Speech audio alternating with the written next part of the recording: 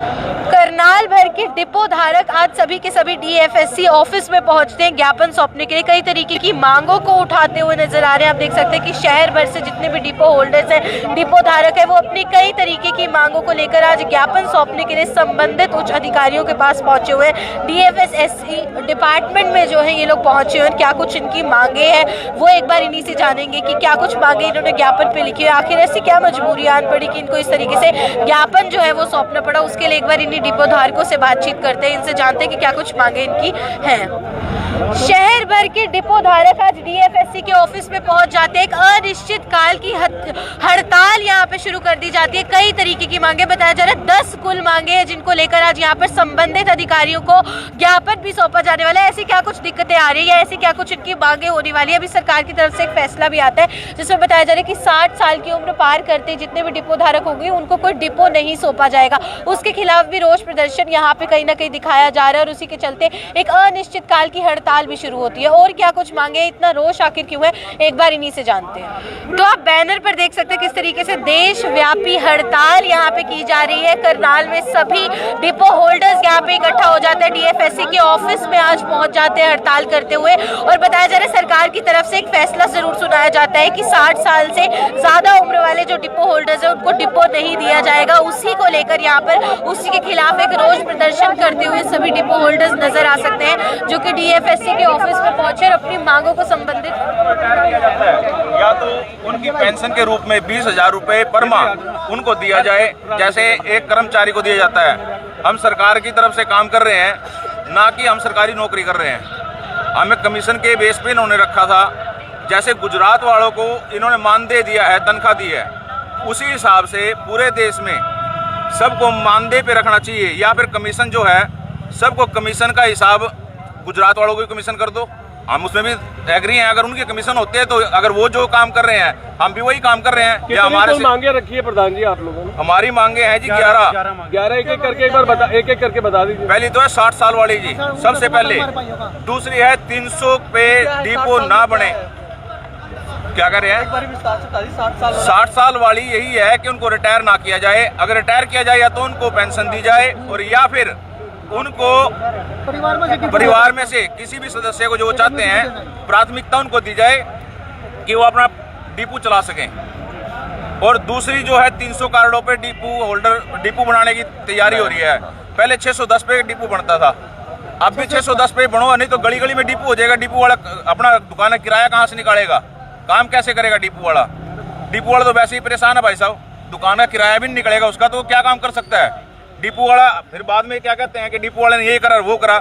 Depot वालों को जब कुछ मिलेगा ही नहीं तो डिपो वाला क्या करेगा ये बताओ आप ही पहुंच जाते हो कि इस आदमी ने इसको राशन कम दिया। और कई आदमी जो मिसबिहेव करके जाते हैं डिपो वालों के साथ, जनता थोड़ी सी आईडी बदतमीजी करते हैं डिपो वालों के साथ। अभी करनाल का ही एक मामला आया है, एक लेडीज अपने डिपो पे बैठी थी, दूसरी लेडीज आई, उसने उससे कहा राशन मेरे को पहले दे। 15 आदमी खड़े थे, वो बता रही है। 15 आदमियों के बीच में उसने कहा नहीं पहले मेरे को दो। उसने ना दिया, कहा कि देखो इतने लोग खड़े हैं इंतजार में हैं, आप थोड़ी इंतजार कर लो। तो उसने उनके साथ गाली गलौज करी जी। उसके बाद वो चली गई, 5-6 गुंडे भेजे जी। वीरमणि जी हैं यहाँ पे, उन्होंने वैसे त्याग पत्र दिया था, वकील भी है वो लड़का, उसकी माता डिपो चलाती है, लेकिन वो उठ के आया तो उनके साथ बड़ी बदतमीजी की गई। जो आदमी ऐसा काम करता है तुरंत प्रभाव से उसका कार्ड। हड़ताल चल रही है अब हमारी आज से ही अनिश्चितकालीन हड़ताल होगी है जी।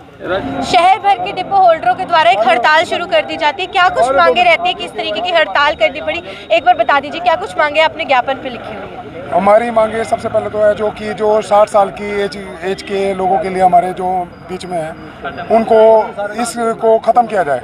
जो रेगुलर चल रहा है उसको जैसे है वो वैसे चलने दें, क्योंकि 60 साल की उम्र ये तो आप एक लाइसेंस दिया हुआ है सरकार ने, हमें कोई जॉब नहीं दे रखी है, हमें कोई जॉब नहीं दे रखी है, कोई हम सरकारी हमें तनख्वाह नहीं मिलती है।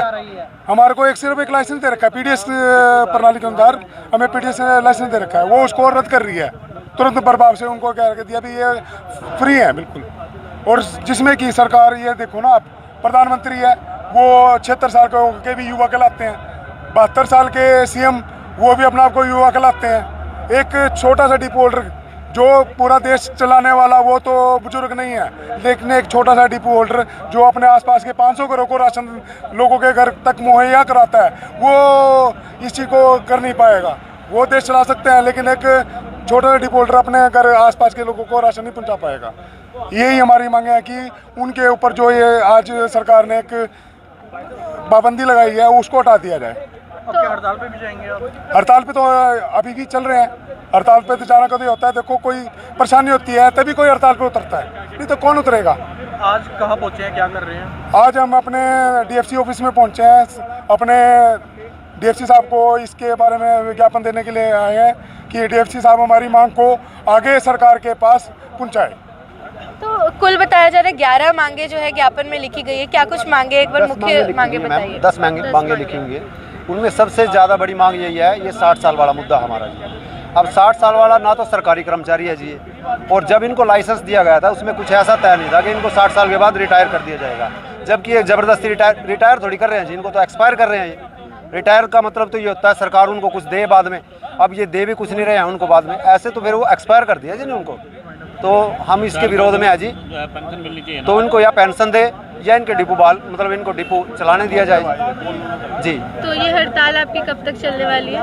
हड़ताल देखो जी 15 तारीख तक हमने इस चीज़ का आह्वान किया हुआ है, उसके बाद अगर हमारा कुछ नहीं होता तो हम हड़ताल जारी रखेंगे, इसमें कोई अभी टाइमिंग कोई नहीं है जी इसके। बिल्कुल, आप लोग देख सकते हैं किस तरीके से करनाल भर के डिपो धारक डिपो यहाँ पे जो है सब लोग इकट्ठे होते हैं डिपो होल्डर्स, और किस तरीके से मुख्य मांगे 10 बताई जा रही है, जिसमें से मुख्य मांग एक ही उठकर आती है कि सरकार की तरफ से एक फैसला सामने आता है कि 60 साल से उम्र जिनकी पार हो जाती है उनको कोई डिपो नहीं सौंपा जाएगा। तो इन लोगों का कहना है कि या तो उनको कुछ पेंशन वगैरह दी जाए, कुछ अलॉट होना चाहिए सरकार की तरफ से, क्योंकि इस तरीके से तो वो अपना घर कैसे चलाएंगे।